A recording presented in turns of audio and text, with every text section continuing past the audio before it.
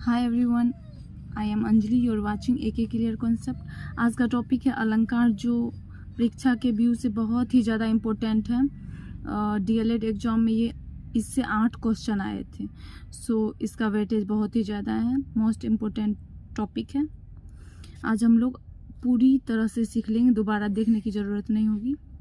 अच्छा से देखते हैं। देखिए, अलंकार, अलंकार के 2 भेद होते हैं, फर्स्ट अर्थालंकार और सेकेंड शब्दालंकार। जो शब्द की शोभा को बढ़ाए उसे शब्दालंकार कहेंगे, जो अर्थ की शोभा को बढ़ाए उसे अर्थालंकार। सबसे पहले हम अलंकार किसे कहते देख लेते हैं। अलंकार जो काव्य की शोभा को बढ़ाए, यानी जो काव्य या फिर कविता की शोभा को बढ़ाए उसे हम अलंकार कहते हैं। अलंकार का मतलब क्या होता है? अलंकार का मतलब होता है आभूषण, गहना इत्यादि। अच्छा, कोई भी व्यक्ति आभूषण ग्रहण करता है, आभूषण पहनता है तो उसकी शोभा बढ़ जाती है।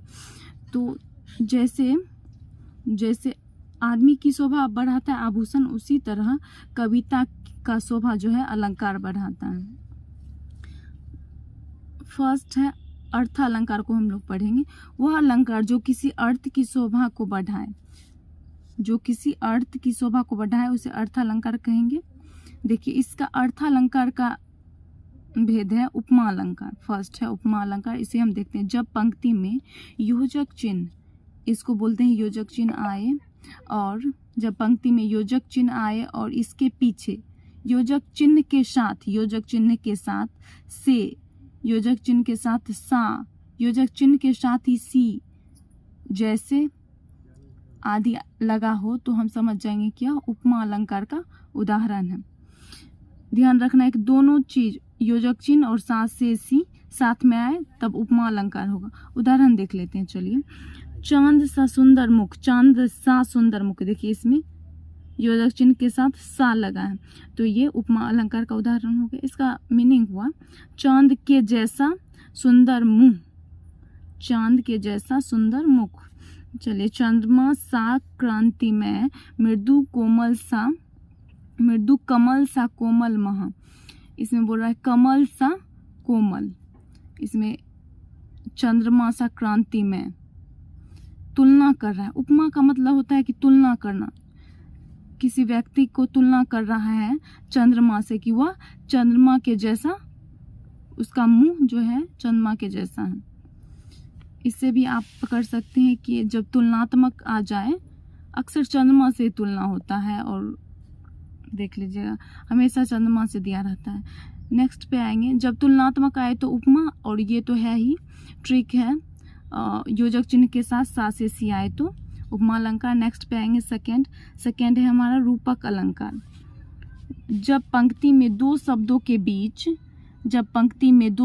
बीच योजक चिन्ह आए और सा से जैसे ना आए, ये सब चीजें सा सी से जैसे चीज ना आए, तो हम समझेंगे कि यह रूपक अलंकार का उदाहरण है। इसमें क्या था, योजक चिन्ह के साथ से, इसमें सिर्फ योजक चिन्ह रहे तो हम समझेंगे रूपक अलंकार का उदाहरण है।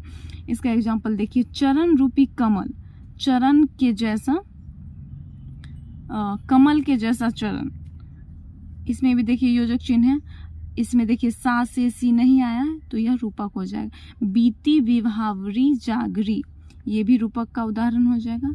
नेक्स्ट पे आएंगे थर्ड में उत्प्रेक्षा अलंकार। जब पंक्ति में, इस वर्ड को ध्यान रखना है, मानो मनु मनहु जानहु आए, क्या मानो मनु मनहु जानहु, ये शब्द अगर आ जाए कविता में या बीच में या पहले कहीं भी आ सकता है। जैसे देखिए, उसका मुख मानो चंद्रमा है, मानो, देखिए यहाँ पे मानो आ गया है। लागती अवध भयावनी भारी, मानहु काल रति अंधियारी, देखिए इसमें भी मानहु आ गया है। हाँ, अगर ये शब्द आ जाए तो हम समझ जाएंगे कि यह उत्प्रेक्षा अलंकार है। इसके उसका मुख मानो, उसका मुख चंद्रमा से कर रहा है, उसका मुख मानो चंद्रमा के जैसा हो। अतिशयोक्ति अलंकार, अतिशयोक्ति का मतलब होता है जहाँ किसी व्यक्ति या वस्तु का बढ़ा चढ़ाकर वर्णन किया जाए, मतलब कि छोटी सी बात को भी बड़ा करके बता दिया जाए। जैसे हनुमान की पूंछ में लगन न पाई आग, सारी लंका जरी गई, गए निशाचर भाग।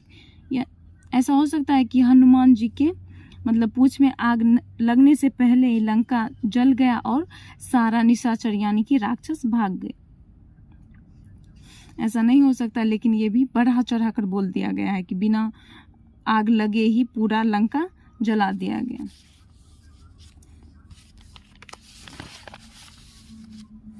नेक्स्ट पे आएंगे हम लोग भ्रांतिमान अलंकार।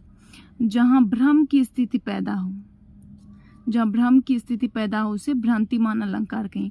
नाक का मोती अधर से कांति, बीज दारिम का समझ कर भ्रांति से। देखिए नाक का मोती, नाक में मोती होता है क्या? भ्रांतिमान, कुछ अलग ही। अगर आपको अर्थ नहीं समझ में आए तो आप समझ जाइए कि वह भ्रांतिमान अलंकार का उदाहरण है। देखिए इसमें भी भ्रांति दिया है, जहाँ भ्रांति मिल गया तो कंफर्म है कि यह भ्रांतिमान अलंकार का ही उदाहरण है। नाक का मोती हो सकता है, नाक का मोती उधर से कांति, जब अर्थ समझ में ना आए भ्रांतिमान अलंकार। नेक्स्ट पे आएंगे हम लोग। 2 पार्ट जानते हैं कि अलंकार के 2 पार्ट होते हैं, अर्थालंकार और शब्दालंकार। हम लोग अर्थालंकार पढ़ चुके हैं, अब शब्दालंकार पढ़ेंगे। जिस रचना से वर्ण या वर्ण समूह का बार बार, जिस रचना में वर्ण या वर्ण समूह बार बार आते हैं उसे हम अनुप्रास अलंकार कहेंगे। एग्जाम्पल है मुदित महीपति मंदिर आए। देखिए यहाँ पे म, इसमें भी म, इसमें भी म वर्ण बार बार आ रहा है तो अनुप्रास अलंकार हो जाएगा। सेवक सचिव सुमंत बुलाए, यानी सुंदर राजा मंदिर आए और सेवक यानी सेवक सचिव सुमंत को बुलाए। चारु चंद्र की चंचल किरणें खेल रही थी जलथल में। इसमें भी देखिए चौ, इसमें भी चौ बार बार आ रहा है तो यह अनुप्रास अलंकार। जब वर्ण की पुनरावृत्ति हो तो अनुप्रास अलंकार हो जाएगा।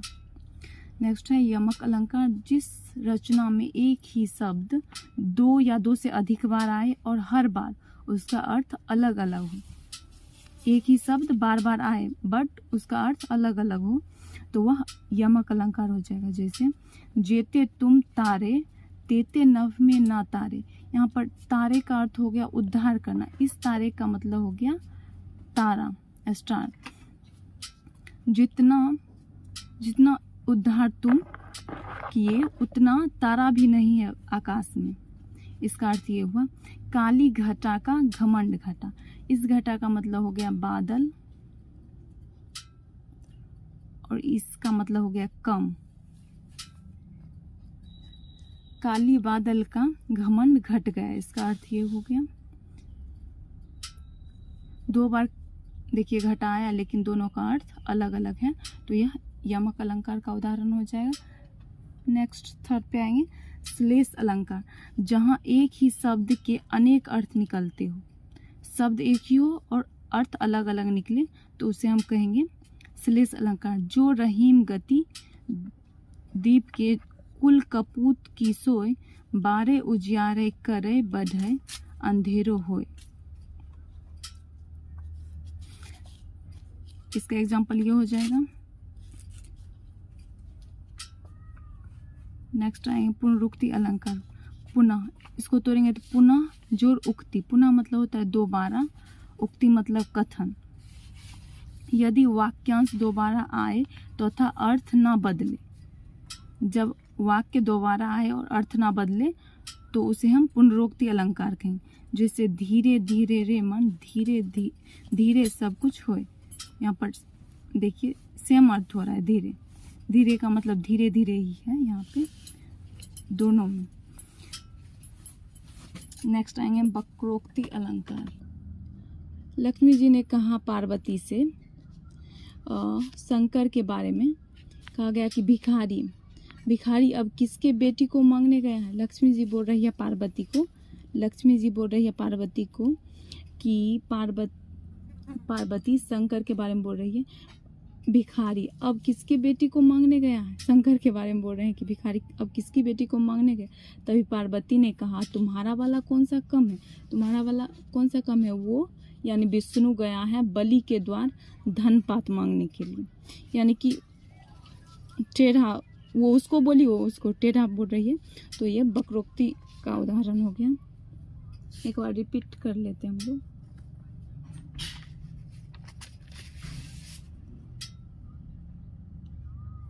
अच्छा, इसका देख लेते हैं। सलेश,